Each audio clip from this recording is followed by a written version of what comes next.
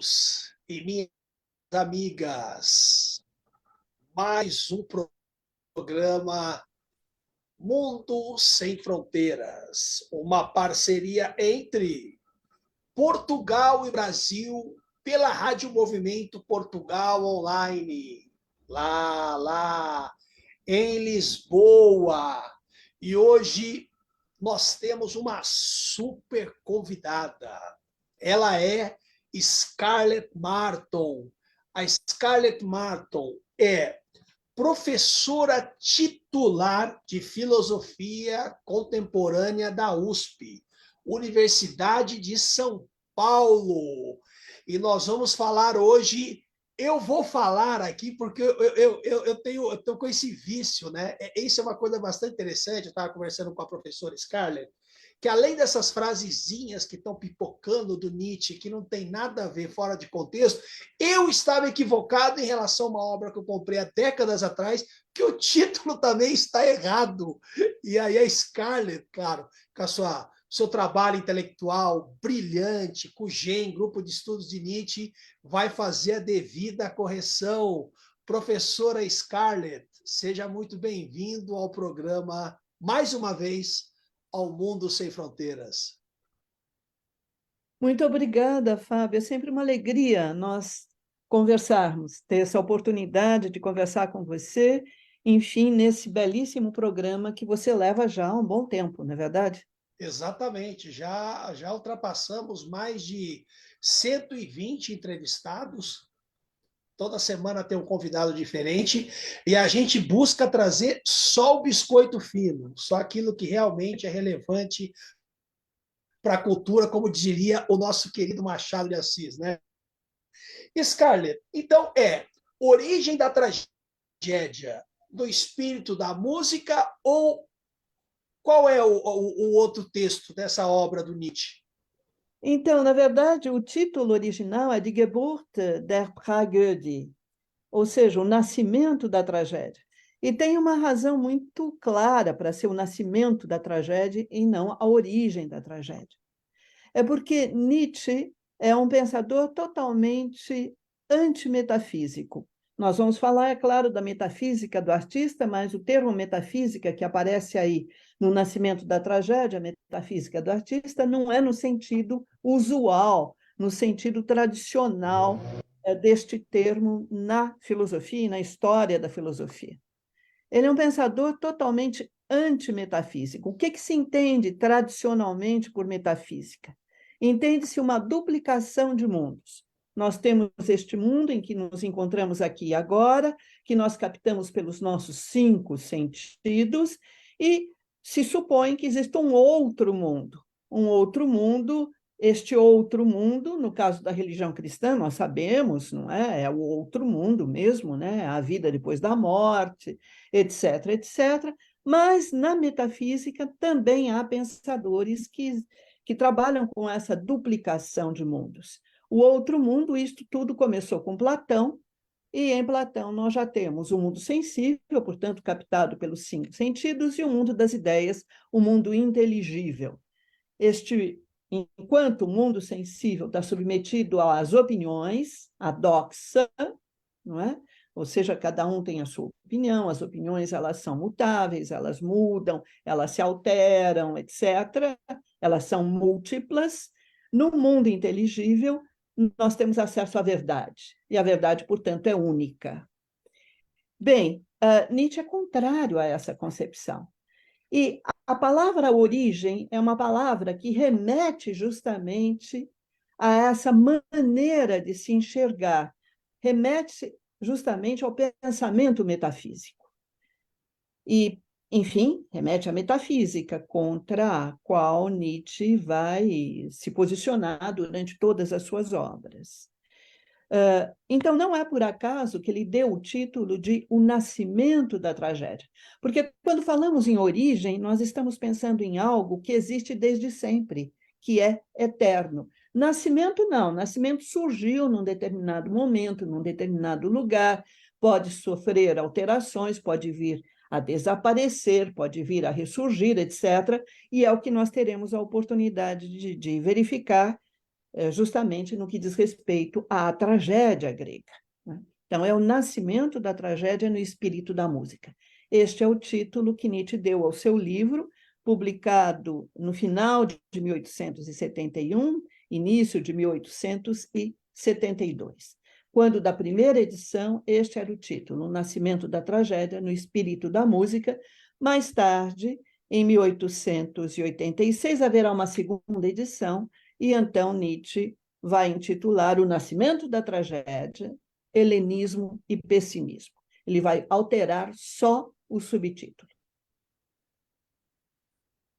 Maravilha, muito bem explicado, Scarlett. E eu fiz aqui umas anotações em relação às perguntas, e eu queria começar com qual a importância de Schopenhauer, né, o filósofo alemão tido como pessimista, e Richard Wagner, né, o compositor brilhante, para o livro, né, o Nascimento da Tragédia do Nietzsche. Sim, Arthur Schopenhauer e Richard Wagner são absolutamente fundamentais, são referências aqui quando Nietzsche elabora esse livro. E eu gostaria de trazer o contexto em que isto acontece, não é verdade? Enfim, no fim das contas, Nietzsche estava em Leipzig, ele era um jovem, ele tinha aí 21 anos neste momento. Em Leipzig, em 1865, estava estudando lá. E ele passou por uma livraria e viu ali O Mundo como Vontade e Representação, o livro de Schopenhauer. Ele mesmo relata para um amigo como se deu esse primeiro encontro. Ele diz: é como se um demônio tivesse dito no meu ouvido: volte para casa com este livro. Entrou na livraria e imediatamente comprou o livro de Schopenhauer. Este livro de Schopenhauer tinha sido lançado em 1818, portanto, já fazia algum tempo, e tinha passado um tanto desapercebido, enfim. E Schopenhauer depois decide fazer uma segunda edição e tudo mais. E, por fim, em 65, essa segunda edição aí é da metade do século, e em 65 Nietzsche se depara com o livro e leva para casa. E fica absolutamente siderado por aquilo que ele lê no livro. Enfim, é o pessimismo do Schopenhauer, não é? É um certo também, sim, é o pessimismo de Schopenhauer, porque Schopenhauer vai dizer o seguinte: não existe Deus, não existe providência divina, o que nós temos é uma cega vontade de viver. Essa cega vontade de viver, ela é absurda e sem finalidade. E ela traz com ela a dor. E esta é a essência do mundo. Então, a essência do mundo, o que é o mundo? O mundo é, fundamentalmente, esta cega vontade de viver que não tem finalidade, e que é absurda, e que traz com ela a dor. E esta vontade de viver se expressa através da música. Então, o mundo é música encarnada. Nietzsche fica totalmente siderado por essas ideias. Continuamos em Leipzig, mais ou menos na mesma época. O encontro com Schopenhauer ocorreu em 1865. 3 anos depois, nem isso, em 1868, Nietzsche continuava em Schopenhauer e ele tem a oportunidade de encontrar pessoalmente Richard Wagner. Ele acompanhava as composições de Wagner, gostava muito das obras de Wagner. Wagner tinha já escrito, composto várias óperas, enfim, várias obras, na verdade. E Wagner estava incógnito em Leipzig. Incógnito por quê? Porque, na verdade, Wagner tinha sido também, quando mais jovem, um pensador um tanto revolucionário, ele tinha participado dos movimentos revolucionários de 1848-49 na Alemanha, e ele teve de se exilar. Ele era muito ligado a um anarquista russo, às ideias deste anarquista russo, o Bakunin. Então, ele se exilou, ele estava exilado na Suíça, estava em exílio na Suíça, E ele foi incógnito para Leipzig para visitar a irmã, a Ottilie. E foi nesse contexto que Nietzsche encontrou Wagner. E Nietzsche vai descobrir em Wagner um grande conhecedor da filosofia de Schopenhauer. Então estava tudo montado. E Wagner convidou Nietzsche para que Nietzsche fosse visitá-lo onde ele estava morando, onde ele, Wagner, estava morando, lá na Suíça, perto de Lucerna, ali à beira do Lago dos Quatro Cantões, numa localidade chamada Tribschen. Bem, Nietzsche foi a Tribschen, ele foi nomeado professor de filologia na Basileia, em 69, Basileia muito próximo, também na Suíça, próximo ali de Tribschen, visitou várias vezes Wagner. Wagner, nessa altura do campeonato, vivia com a Cosima, Cosima, que tinha sido esposa de um maestro, Hans von Bülow, e já vivia com Wagner, se separou do marido, vivia com Wagner, tinha 4 filhos com Wagner, enfim. E a partir de todo este encontro, Nietzsche foi, claro, tinha primeiro o livro de Schopenhauer, depois esses encontros com o próprio Wagner, ele foi elaborando, Nietzsche foi elaborando esse seu primeiro livro, O Nascimento da Tragédia.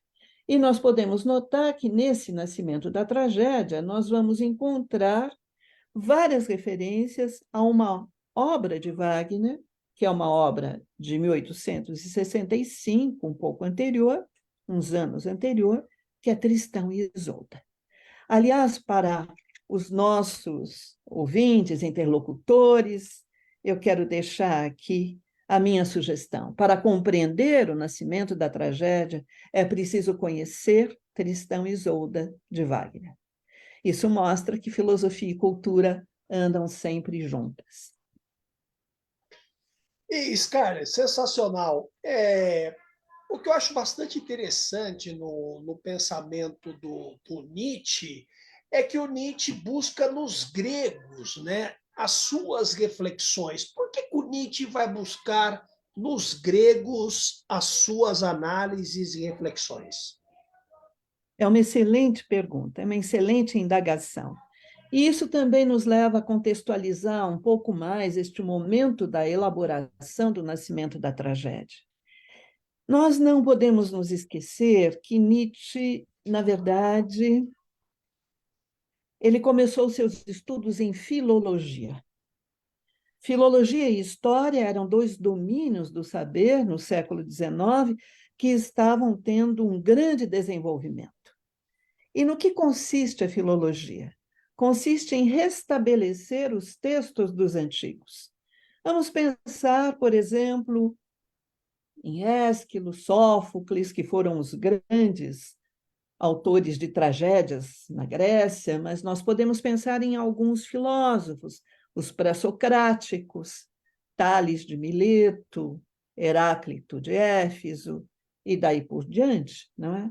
Os textos desses pensadores e desses dramaturgos, por assim dizer, chegaram até nós através de fragmentos, não inteiramente acabados. Às vezes chegam notícias deles a partir, ou por intermédio, de outros, como Diógenes de Laércio, que traz várias informações sobre os pensadores gregos da época. E era preciso restabelecer a fidelidade desses textos, verificar se esses textos não tinham sido desvirtuados por conta dos copistas. O copista lá copia o texto e, ao copiar, comete um erro e daí por diante. Então, os filólogos, e Nietzsche era um filólogo, vão fazer esse tipo de trabalho. Na época de Nietzsche, havia 2 tendências dentro da filologia. Havia os helenistas, que trabalhavam com a Grécia, os pensadores gregos, e os orientalistas. Nietzsche, por exemplo, tinha um grande amigo orientalista que fez um trabalho notável na Índia, que era o Paul Deussen. Tem um livro que é uma referência até hoje, chamado Sistema dos Vedanta. Mas Nietzsche não foi pelo caminho dos orientalistas, ele foi pelo caminho do helenismo. E Nietzsche, lá em Leipzig, não é? Nós chegamos a trazer este momento em que ele encontra Schopenhauer e Wagner, ele estava estudando com o professor Ritschl. Naquela época, na verdade, os alunos seguiam os professores. Ritschl tinha começado a trabalhar em Bonn. Nietzsche foi trabalhar com ele na cidade de Bonn. Ritschl depois se mudou para Leipzig e Nietzsche continuou trabalhando com Ritschl em Leipzig. Então, é por essa via que Nietzsche chega aos gregos. Ele está trabalhando com os textos gregos nesse momento. Então, no Nascimento da Tragédia, nós temos três fontes determinantes, por assim dizer, ou três elementos determinantes. Nós temos a filosofia de Schopenhauer, nós temos o pensamento de Wagner e nós temos a própria formação de Nietzsche como helenista. Maravilha, Scarlett. E tem dois deuses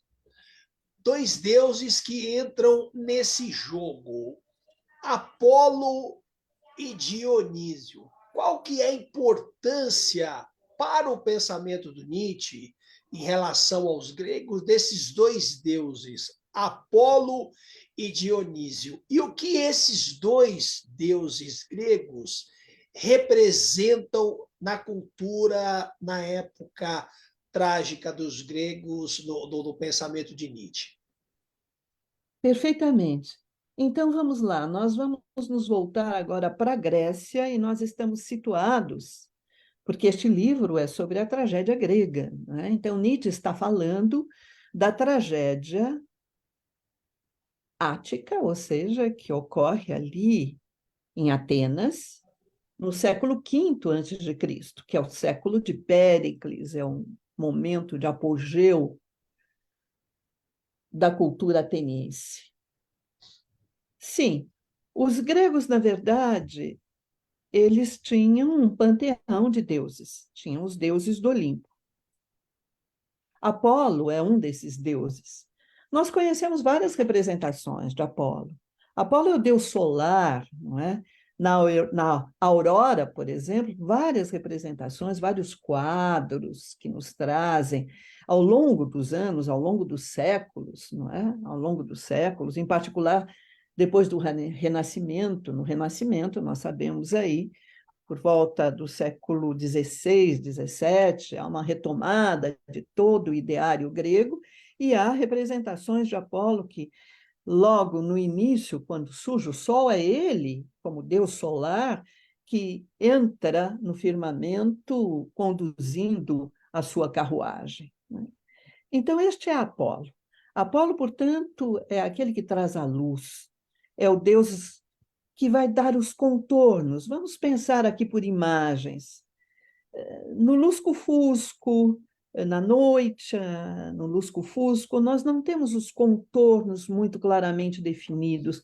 Nós precisamos da luz para ter os contornos definidos, para ter as delimitações das formas.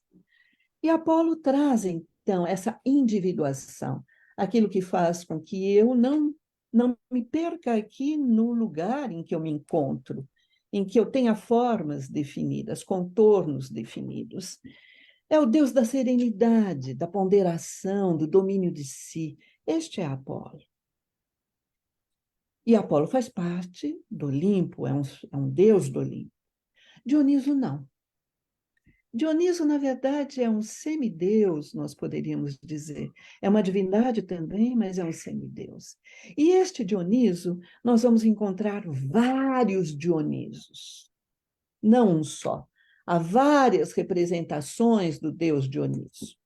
E Nietzsche, na verdade, a ele interessa uma representação específica do deus Dioniso, que é o Dioniso Zagreu.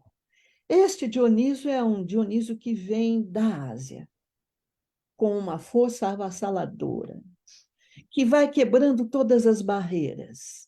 Ele é seguido por um coro de sátiros. Ele está ligado com as bacantes.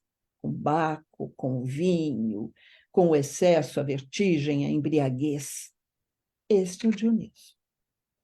E o Dioniso traz o dilaceramento, porque este Dioniso Zagreu, na verdade, ele foi dilacerado pelos titãs, tudo isso na mitologia grega.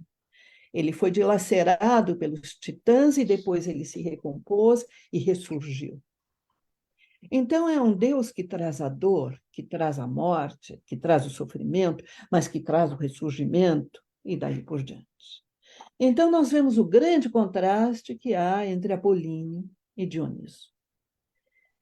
Apolíneo já traz algo onírico. Dioniso traz, como eu disse, o excesso, a vertigem. Segundo Nietzsche, os dois vão se encontrar na tragédia grega. Mas aqui é necessário fazer um reparo.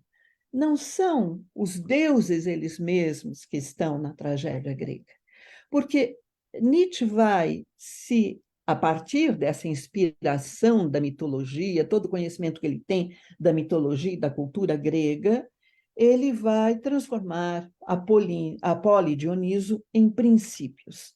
Princípio apolíneo e princípio dionisíaco. E no entender de Nietzsche, esses dois princípios se encontram no mundo, na natureza.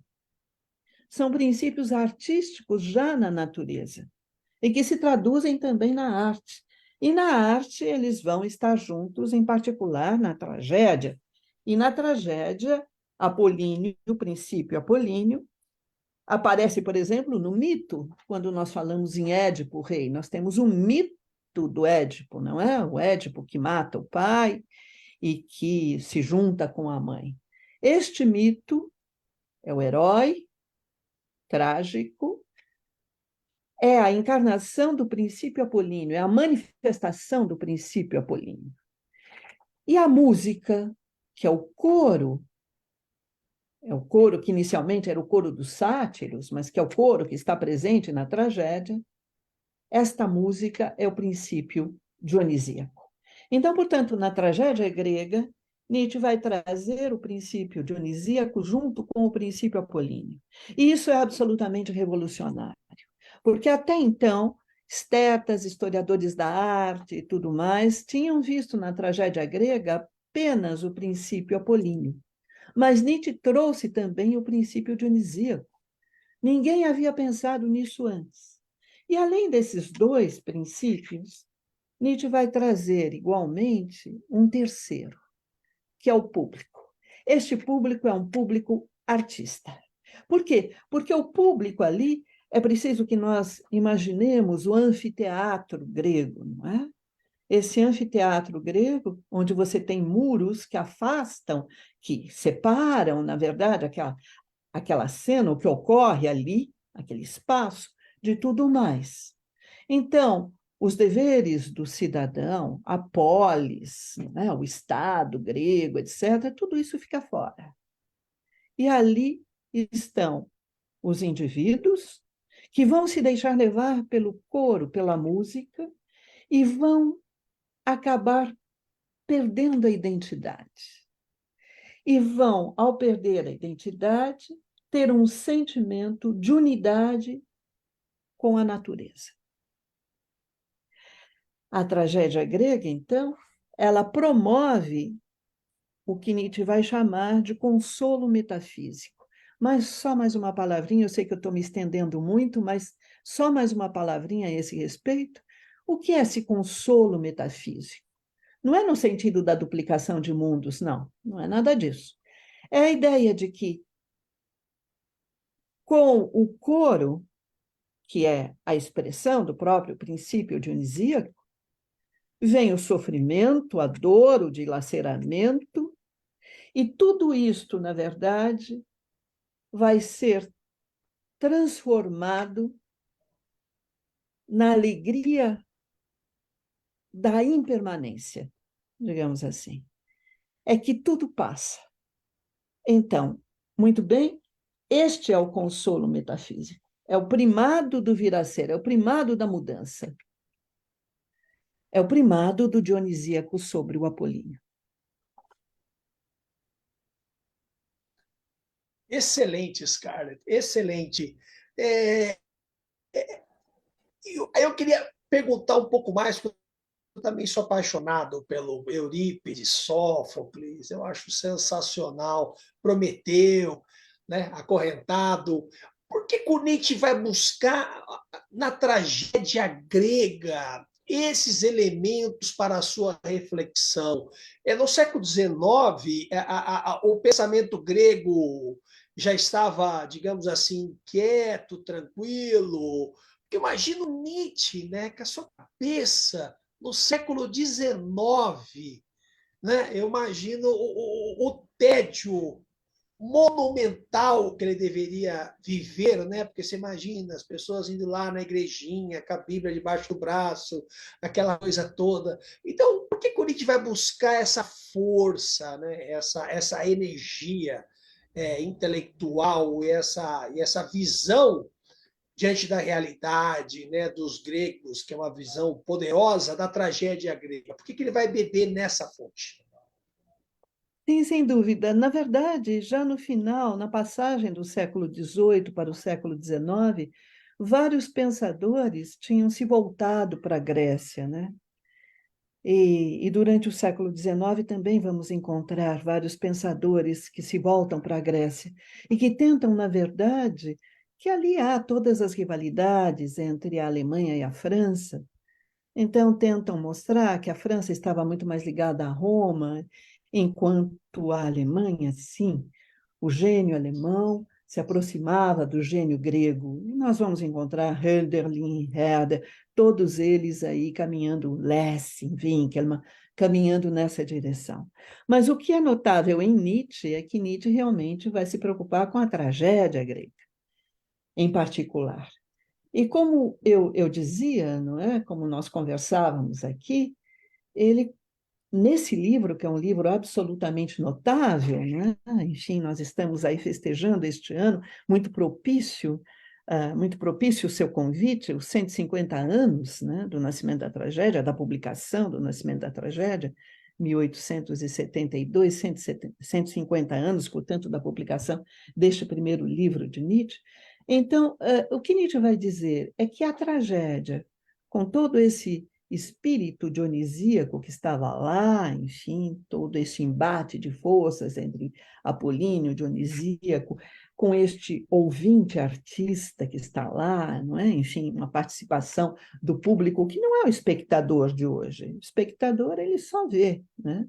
Lá era um público participante e tudo mais, que sentia as dores daquele que estava se passando, que procurava esse consolo e tudo mais.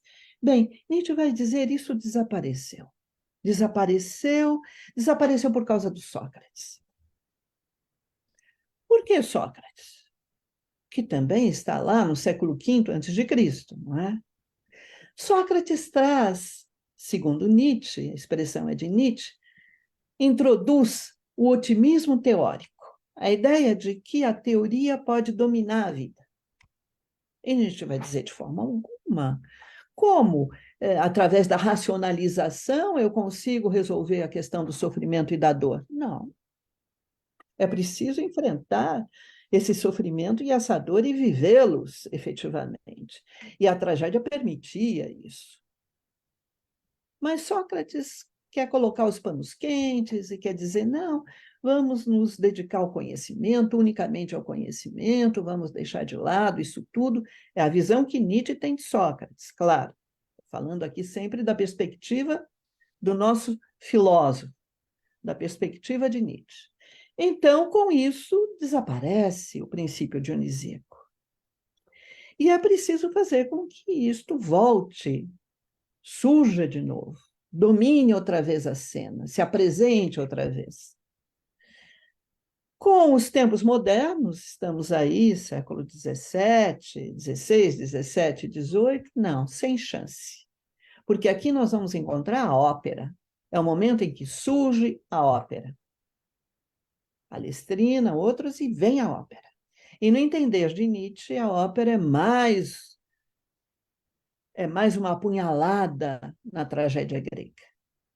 Porque o que é a ópera? Vamos pensar, para os conhecedores aqui de ópera e de tragédia, a grande diferença entre ópera e tragédia.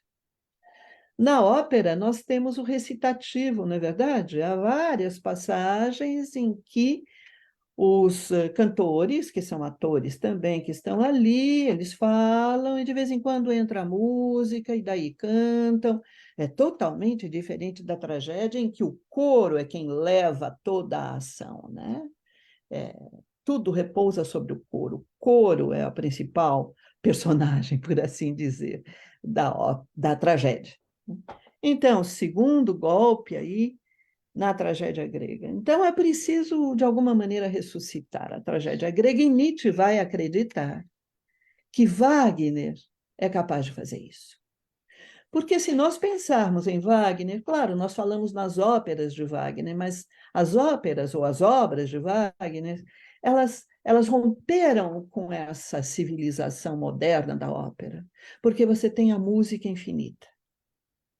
Você não tem, desaparece o recitativo. Você tem a chamada obra de arte integral. Bem, então, para Nietzsche, era fundamental a renovação da cultura alemã. E quando Nietzsche escreve O Nascimento da Tragédia, eu disse há pouco que, na verdade, há passagens de uma das obras de Wagner, que é Tristão e Isolda, etc., Nietzsche acredita, ele está plenamente convencido de que Wagner pode promover a renovação da cultura alemã e pode trazer de novo o princípio dionisíaco à cena. Aí, né, Scarlett, até ele chegar em Bayreuth, né? Aí diz que ele viu lá uma ópera, uma composição do Wagner, e esses dias eu estava assistindo também, e disse que o Wagner se ajoelhou diante do velho Deus, né? Como se o Wagner tivesse se vendido, não aguentou a carga, né? Não aguentou a carga da existência, que é necessária para manter esse equilíbrio, desequilíbrio dentro desse universo apolíneo dionisíaco. E agora uma pergunta assim rápida para a gente entrar na nossa próxima, no nosso próximo nas análises aqui que eu fiz. Você vê alguma coisa de dionisíaco hoje em dia e todas essas músicas, esses artistas, esses grandes estádios, luz, som? Você consegue ver alguma coisa, algum elemento dionisíaco? É tudo uma representação de uma indústria cultural para vender camiseta, para vender CD, para vender ingresso, e até as confusões são armadas para dar mídia, para comprar jornal, enfim, como é que você vê? Você vê algum elemento no século XXI, vamos puxar um pouco a sardinha para o nosso lado, de algum elemento dionisíaco hoje em dia ou não? Tudo é uma grande representação, um jogo de disfarce, um jogo de cena, ou seja, uma ilusão mentirosa para cima da gente. É uma excelente pergunta. Agradeço muitíssimo, Fábio, por essa questão, que é muito instigante. Enfim, você falou há pouco, na verdade, eu vou começar lá atrás. Você falou há pouco que Nietzsche, quando chega a Bayreuth, né, enfim, Wagner tinha conseguido os fundos, né, a partir da relação que ele tinha com o Ludwig II da Baviera, com o rei da Baviera, conseguiu o que era necessário para construir o seu grande teatro e construiu o seu grande teatro em Bayreuth, né? E nesse momento, na verdade, Nietzsche pensa que ele tinha se enganado completamente, que Wagner não era o grande renovador da cultura alemã, não, que Wagner era, ele queria se dar bem, era só isso, queria se dar bem na fita, né? Então ele estava ali, enfim, Nietzsche vai fazer toda uma crítica destes estabelecimentos artísticos, não é? Dos teatros, etc. e tal. Nietzsche, na verdade, ele precede a crítica que os frankfurtianos no início do século XX, estou falando de Adorno e Horkheimer, né, esses filósofos vão fazer da indústria cultural. Tanto que Adorno e Horkheimer eles se apoiam em Nietzsche levam adiante ideias de Nietzsche. essa indústria cultural que está aí, que nos engole, e certamente, enfim, você fez um diagnóstico perfeito desses grandes shows, estádios, etc., etc., luzes e tudo mais, né? É a indústria cultural, em que nós somos tomados como consumidores. Se somos consumidores, nós somos co-criadores. E para voltar ao princípio dionisíaco, deve ter algo de cocriação aí, né? De uma participação de outra ordem, e não apenas ser um espectador, enfim, um espectador cujas emoções são levadas ao auge, justamente, né? Não digo que não haja emoção, mas são emoções fabricadas, evidentemente, né? Você não está preocupado com o sentido da existência, com o sentido da vida. Qual é o sentido da vida quando você está assistindo ou quando você está participando de um desses shows, né? Eu acho que é uma questão que não se coloca, né? Agora, o princípio dionisíaco, eu acho que sempre, de uma forma ou de outra, ele está presente. Mas ele não está presente em nada que tenha a ver com massificação. Ele está presente, sempre ele aparece pelas bordas. Você pode encontrar, cai lá, uma manifestação cultural em que você fala: uau, isso mexeu realmente comigo. Mas mexeu lá no fundo.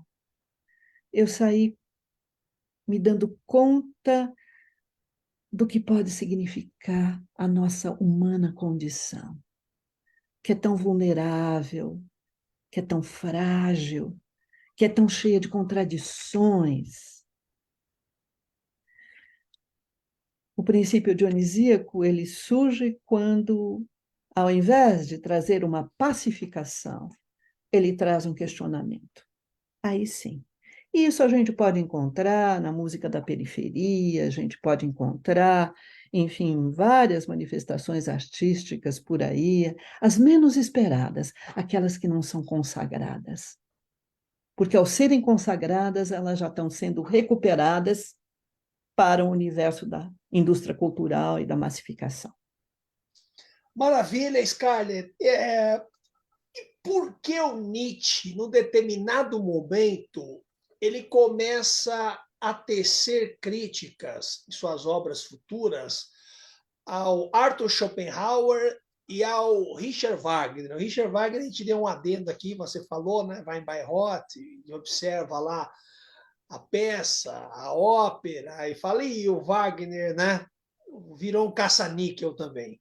Como é que você, em que momento que o Nietzsche faz essa crítica e há um rompimento com o pensamento do Arthur Schopenhauer e com a ideia de que o Wagner, o Richard Wagner, poderia ser um grande renovador da cultura alemã? Na verdade, isso aconteceu até bastante rapidamente. Por quê? Se nós pensarmos, nós temos aí em 1872 o nascimento da tragédia. Nietzsche começa, enfim, continua escrevendo a partir daí, enfim, e em 74, 73, 74, ele começa a escrever as suas considerações extemporâneas. 73 a primeira, 74 a segunda, e em 76, aí nós vamos encontrar as duas últimas considerações extemporâneas. Considerações extemporâneas, na verdade, ele está lidando nesses escritos com questões da sua época, né? A terceira tem por título Schopenhauer como educador. A quarta é intitulada Richard Wagner em Bayreuth. E, aparentemente, à primeira vista, são textos elogiosos a Schopenhauer e a Wagner. Mas, na verdade, esses textos já têm um certo sabor de despedida. Nietzsche está aqui se distanciando deles. Tanto é que depois, bem mais para adiante, em 1888, que é o último ano em que Nietzsche se mantém intelectualmente ativo, Nietzsche vai escrever: onde se lê Schopenhauer e Wagner, leia-se Nietzsche. O que ele está dizendo com isso é que aquilo que ele atribuiu a Schopenhauer e a Wagner, na verdade, ele deveria ter atribuído a ele mesmo, porque Schopenhauer e Wagner não eram tudo isso que ele pensava que fossem. E Nietzsche vai se afastar, vai se distanciar de Schopenhauer e de Wagner, porque os referenciais teóricos dele vão se alterar. Na verdade, ele deixa de lado o pessimismo e o romantismo, o pessimismo de Schopenhauer e o romantismo de Wagner, e em 1878 ele entra, digamos assim, numa nova fase. Uma nova fase em que ele vai se sentir muito atraído pelas ciências.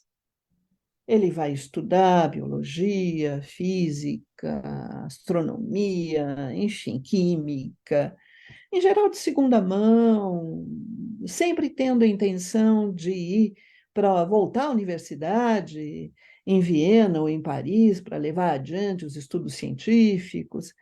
Enfim, então, na verdade, ao mudar de referencial, ele está abandonando, evidentemente, Schopenhauer e Wagner e jamais vai voltar a eles. E pouco a pouco, Nietzsche vai tentar encontrar uma outra forma para expressar o que ele pensava no nascimento da tragédia. E vai encontrar outras maneiras de falar justamente desse dilaceramento, deste sofrimento e de como encontrar aquilo que no nascimento da tragédia ele chamava de consolo metafísico. E isto vai vir num outro contexto conceitual. Talvez não seja o caso de eu entrar com isso aqui agora. Porque é a metafísica de artista, né? Acaba sendo o nascimento da tragédia é como se colocasse uma visão, entre aspas, de Deus que fosse um artista, um criador. Então, essa metafísica de artista, o Nietzsche depois abandona, porque ele vai por esse caminho da ciência, ele vai abandonando essa metafísica de artista, porque eu até hoje leio os textos, inclusive os seus, né, e do Gen, sobre a origem da tragédia, e eu falo, gente do céu, isso continua numa vanguarda tremenda, né? Porque você olha para a realidade, é tanta coisa ruim, você fala, como é possível no século XXI? Parece que a gente está, né, numa cultura dilacerada pelo ruim, né? As questões humanas não são tocadas, né? Você vê, eu fico assustada, a cada 15 minutos se abre uma igreja no Brasil, eu falo, mas o que está acontecendo, né? Que fuga é essa, né? Que fuga é essa? Metafísica doida, pleno século XXI, com tanto avanço, enfim. Como é que você vê essa questão da metafísica de artista? O Nietzsche deixa de lado e ele está tentando, aí também eu acho que é interessante, com essa obra, né? Com essa obra, O Nascimento da Tragédia, depois com as outras obras, né? A filosofia na época trágica dos gregos, Humano Demasiado Humano, Assim Falou Zaratustra, Para Além de Bem e Mal. Ele está tentando superar o pensamento cristão. Ele fala, pô, isso aí é muito chato, né? Isso aí é muito repetitivo, monótono, né? Ele fala, isso é para o povão, né? Isso aí não tem nada a ver, não vai produzir uma grandiosidade, né, na humanidade, em termos de arte, cultura, enfim. O Nietzsche está tentando superar esse pensamento cristão através das suas obras. Né? Eu não queria pular para o Assim Falou Zaratustra, porque é outra história. Né? Né? Como é que você vê isso? Né? Ele está tentando superar esse pensamento? Então, Ou essa vamos a. visão de mundo? Sim, sim, vamos a esses dois pontos. Claro, Nietzsche vai deixar de lado a metafísica do artista. O que é a metafísica do artista? É esse consolo metafísico, é que as dores trazidas pelo princípio dionisíaco são de tal ordem que é preciso, de alguma maneira, saber lidar com elas, e saber lidar com elas é pensar no princípio apolíneo, que, na verdade, vem ali, de alguma maneira, trazer uma serenidade. E Nietzsche vai, como eu disse, né, substituir não, encontrar, na verdade, uma outra forma de expressar essas ideias. Essa outra forma, num outro contexto conceitual, vai residir na noção de amor fati. Amor fati é amor ao destino, mas não o destino como um desígnio divino. Deus escreve certo por linhas tortas, etc. e tal. Nós aqui fazemos parte do nosso próprio destino, né? Nós, na verdade, engendramos o nosso próprio destino, dependendo da maneira como nós nos colocamos no mundo. E Nietzsche vai nos convidar a aceitar tudo aquilo que a vida nos propõe, todos os desafios, tanto o que há de mais alegre e exuberante na vida, quanto o que há de mais terrível e atemorizador. Então, ele deixa de lado a metafísica do artista, mas as questões que ele tinha lá no Nascimento da Tragédia, com o percurso intelectual que ele faz, vão ganhando outras formulações. Digamos que a angústia é a mesma, né? Só que essa angústia ela vai sendo formulada de outras maneiras. E desde o primeiro livro até o último, até os últimos escritos, Nietzsche vai combater o cristianismo. Nós precisamos lembrar que, na verdade, Nietzsche nasceu numa família de pastores. O pai era pastor, a família da mãe era uma família de pastores, o pai morreu quando ele era muito jovem, a família se mudou, enfim, pouco importa. Eu sei que a família conseguiu para ele uma bolsa de estudos num colégio reputado em Pfort, e ele foi para fazer teologia. Ele estava destinado a ser pastor também. Portanto, é alguém que conhece muitíssimo bem a Bíblia. Conhece muito, muito bem. A Bíblia luterana, né? Tem pequenas alterações entre a Bíblia luterana e a Bíblia católica, entre o catolicismo e o protestantismo, mas, grosso modo, nós estamos aí navegando nas mesmas águas. E o que Nietzsche critica no cristianismo, antes de mais nada? Nietzsche critica, eu vou trazer duas coisas aqui. A primeira delas é essa duplicação de mundos. Então, na verdade, entre esta vida e a vida eterna, vale mais a vida eterna. Entre este mundo, que é um vale de lágrimas, e o reino de Deus, vale mais o reino de Deus. E daí por diante. Entre o corpo que nós temos e a alma, vale mais a alma. Então, Nietzsche vai criticar, antes de mais nada, essa duplicação de mundos, como ele critica a metafísica, entendendo por metafísica uma duplicação de mundos, que começa lá com Platão. Nietzsche vai criticar igualmente o cristianismo. Aliás, no prefácio a Para Além de Bem e Mal, Nietzsche vai dizer que o cristianismo nada mais é do que o platonismo para o povo, ou seja, há uma divulgação do platonismo pelo cristianismo. Bem, então, o cristianismo é alvo de crítica, antes de mais nada, por essa duplicação e pelo fato de dizer que o que está lá adiante é melhor do que está aqui e agora. E também, este é um primeiro ponto, e um segundo ponto é porque o cristianismo, no fim das contas, procura encontrar um jeito de driblar o sofrimento. Como vai driblar o sofrimento? Pensando que haverá uma recompensa para tudo aquilo que se sofre. E Nietzsche vai dizer, não é nada disso. Em primeiro lugar, nós temos de privilegiar aquilo que nós temos, que é esta vida e este mundo em que nos encontramos aqui e agora. E nós temos de entender que o sofrimento faz parte da existência. É um pensamento poderoso porque resgata o presente, né? Resgata o presente com tudo aquilo que tem de contradições, dores, sofrimentos, problemas, reflexões que não chegam a uma conclusão, e que bom que não chegam a uma conclusão, né? Então, o Nietzsche é um pensador assim poderosíssimo. Assim, você lê as obras, você fala como é possível isso, né?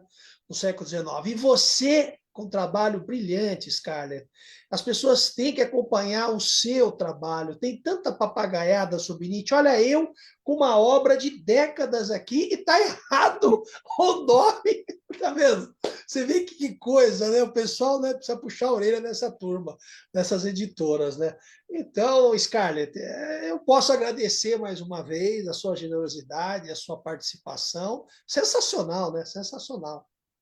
Eu que queria agradecer a você pelo convite, na verdade, e se você me permitir, Eu queria estender também o convite a todos aqueles que estão conosco agora, ou virão a estar. Eu tenho um canal no YouTube onde, enfim, todas as minhas participações públicas, elas estão lá, é um canal totalmente gratuito, e isto pela seguinte razão: eu entendo que eu nada mais sou do que um instrumento de conhecimento. Não teria sentido nenhum eu guardar só para mim o conhecimento. Acho que ele precisa ser expandido, e aquilo que eu sei, muito ou pouco, não importa, eu acho que tem de estar à disposição de quem se interessar. Muito obrigada mais uma vez, Fábio, por essa oportunidade. Eu que agradeço, Scarlett. Tudo de bom. Igualmente.